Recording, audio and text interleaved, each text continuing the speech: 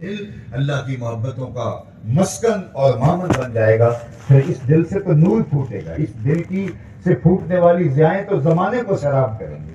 یہ جو اصحاب قبور، یہ اہل اللہ جو ہیں، ان کے دل میں اجالا اتنا ہوا کہ جدھر سے گزرتے گئے نور بانٹتے چلے گئے. لیکن جو خود اپنے دل کو نور سے محروم رکھتا ہے وہ تو اندھیرے بانٹے گا، وہ ظلمتیں بانٹے گا. اس نے روشنیاں کیسے بانٹی؟ فرمایا قد افلح من تزکا وذکر اسم ربہ فصلی، اور اس کے بعد کہا نماز پڑھو. اللہ اکبر. اس نے اپنے من کی ستھرائی کا سامان کیا، اللہ کا ذکر کیا اور نماز پڑھی. تو نماز دیکھیے، آپ جس بھی مضمون پہ آئیں گے نماز آگے کھڑی ہوگی. اور کفر اور اسلام کے درمیان فرق کی نماز رکھا گیا ہے. قرآن و حدیث میں مختلف سیغوں سے حکایتاً، انشاءً اور تقریباً 750 مرتبہ نماز پڑھنے کا حکم دیا گیا ہے. 750. کیسے ہو سکتا ہے کہ ایک مسلمان وہ نماز سے جو ہے وہ کترا کے گزر جائے؟ ممکن ہی نہیں ہے. محبوب کی طرف سے ایک بار نہیں کہا گیا، 2 بار نہیں کہا گیا، 100 بار نہیں کہا، 750 بار کہا گیا.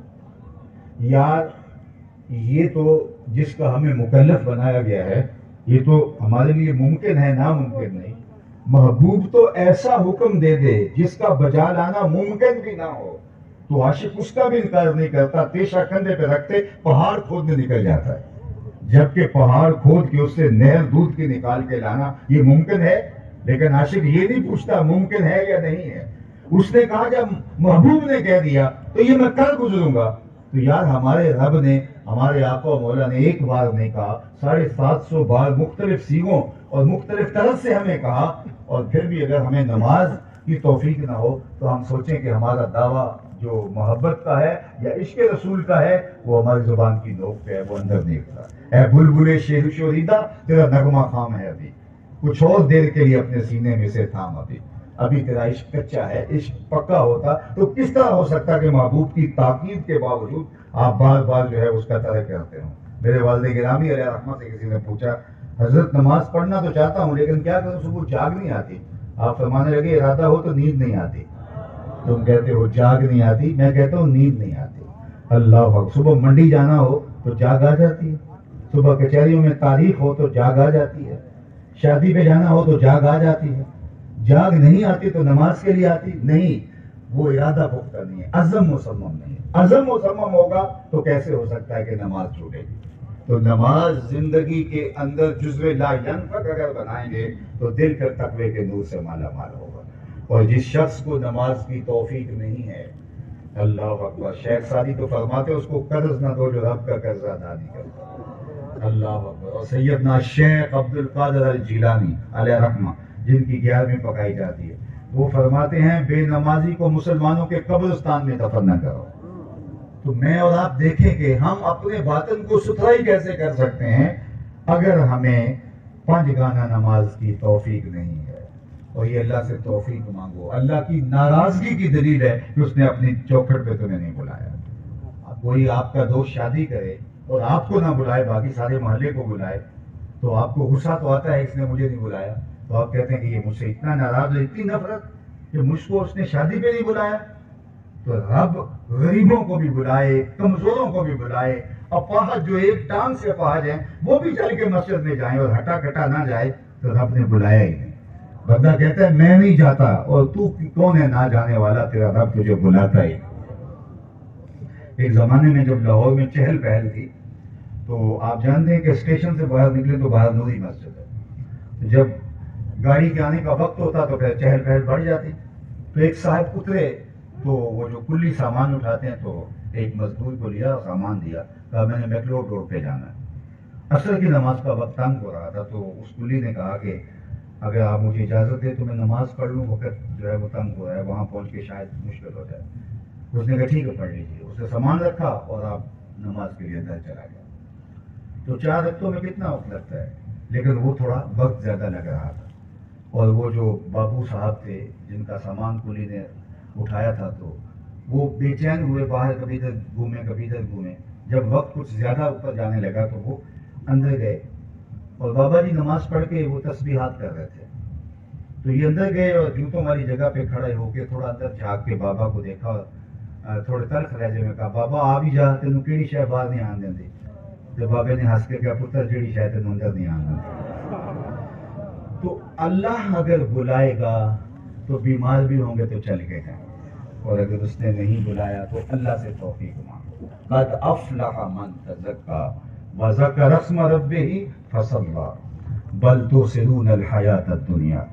کہا تم تو جیتی دنیا کے پیچھے ہی بھاگے پھر رہے ہو، تمہارا مقصد دنیا ہی رہ گئی ہے، سویر سے لے کر شام تک۔ آقا کریم فرماتے ہیں مجھے اس بات کا ڈر نہیں کہ تم شرک میں مبتلا ہو جاؤ گے، مجھے اس بات کا اندیشہ ہے کہ تم دنیا میں پھنس جاؤ گے۔ اور آج میں اور آپ دیکھیں تو ہم دنیا میں ایسے پھنس گئے کہ صبح سے شام تک بس دنیا ہی دنیا مقصد زندگی بن کے رہ گیا۔ بل تؤثرون الحیاۃ الدنیا والآخرۃ خیر وابقیٰ، حالانکہ آخرت بہتر بھی ہے اور دائمی بھی ہے۔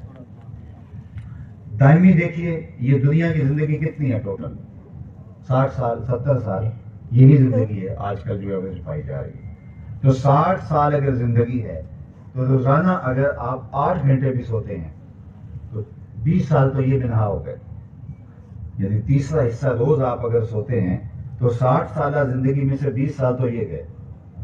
روزانہ 1 گھنٹہ بھی واش روم میں گزرے تو کتنے سال ادھر نکل گئے۔ بچپن کی مدہوشیاں پہلے 7-8 سال نکال دو، بڑھاپے کے دھکے نکال دو، تو اگر 60 سال زندگی ہے تو میرے ایک دوست نے مجھے ایک حساب نکال کے دیا، کہا کہ کچھ 17.5 سال بچتے ہیں۔ وہ آپ جانور خریدتے ہیں نا قربانی کے موقع پر، تو کساب کہتا ہے یہ 7 من کا ہے، لیکن صافی گوشت 4 من نکلے گا، وہ 3 من نکلے گا۔ کوئی انتڑیوں میں چلا گیا، کوئی اوجری میں چلا گیا، کوئی کھال میں چلا گیا، ہے 7 من کا لیکن صافی گوشت 3 من ہے۔ زندگی ہے 60 سال کی ہے، لیکن جو زندگی ہے وہ 17 سال 18 سال 20 سال 25 سال لگا لے، یہ ٹوٹل زندگی۔ اس کو احتیاط سے گزارنا، یہ 25 سال ٹوٹل ہمارے پاس، یہ ساری زندگی۔ اور آخرت کا ایک دن صرف ایک دن، قرآن اٹھائیے، مقدارہ 50,000 سنہ، 50,000 سال کا ایک دن، 50 سال کا نہیں، 50 سال کا بھی نہیں، 50,000 سال کا ایک دن، اس کے بعد نہ ختم ہونے والی زندگی۔ مینڈے کی شکل میں موت کو لا کے ذبح کر دیا جائے گا، جنتی جنت میں اور جہنمی جہنم میں، نہ ختم ہونے والی زندگی۔ اب تو رات جتنی بھی طویل ہو صبح چڑھے گی نا، وہ رات پڑ گئی تو صبح نہیں ہوگی۔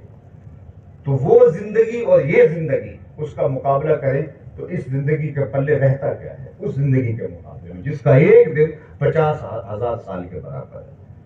وہ اب کا اور خیر، امام راضی نے یہاں لکھا کہ آخرت کے ٹھیکریاں بھی ہاتھ میں آ جائے اور دنیا کے ہیرے بھی ہوں تو وہ ٹھیکریاں افضل اس لیے کہ دائمی ہیں۔ اور دوسری بات، آخرت دنیا کا مقابلہ کرنے، یہاں کسی کے 10 20 50 مربع ہوں زمین تو لوگ کہتے ہیں یہ بہت بڑا زمیندار، وہ بڑا زمیندار کہلاتا ہے اگر 100 مربع اس کی زمین کے ہوں۔ لیکن جنت میں سب سے کم زمین کس کی ہوگی؟ بخاری میں روایت موجود ہے، سب سے آخر میں جو جہنم سے نکالا گیا، جھٹکے سہ کے، عذاب سہ کے، اور پھر وہ جنت میں سب سے آخر میں جائے گا، اس کے پاس سب سے تھوڑی جگہ ہوگی۔ اتنی 2 مرلے کا جھونپڑا، 5 مرلے کا مکان نہیں۔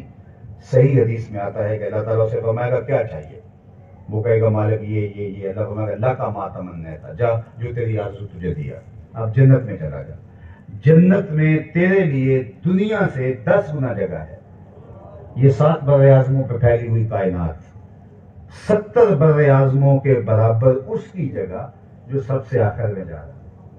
تو وہ کہے گا کہ اتذکر وانت الملک، میرے رب تو رب ہو کے مجھ سے مذاق کر رہا ہے۔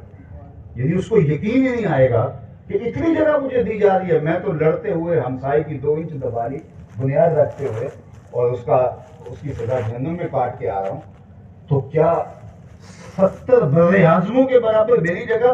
وہ کہے گا اتذکر وانت الملک، میرے رب تو رب ہو کے مذاق کر رہے ہیں۔ فضحک النبی حتی بدت انیابہ، حضور یہ بیان کر رہے ہیں اور بیان کرتے کرتے اتنا مسکرائے کہ صحابہ کو حضور کی داڑھیں نظر آنے لگی، کہ اسے یقین ہی نہیں آئے گا کہ مجھے اتنی جگہ دی جا رہی ہے۔ یہ کس کو دی جا رہی ہے؟ جو سب سے آخر میں جا رہا ہے، جو جہنم کے عذاب جھٹکے سہ کے جا رہا ہے۔ تو مجھے بتاؤ، جب سب سے آخر جانے والے شخص کی جائیداد اتنی ہے تو پیر سواد کی جاگیروں کا عالم کیا ہوگا؟ بابا فرید گنج شکر کی جاگیروں کا عالم کیا ہوگا، پھر صحابہ اور اہل بیت کی جاگیروں کا عالم کیا ہوگا، جب 70 برائے اعظموں کے برابر اس کی جائیداد ہے۔ فرمایا والآخرۃ خیر و ابقا، آخرت بہتر بھی ہے اور آخرت دائمی بھی ہے۔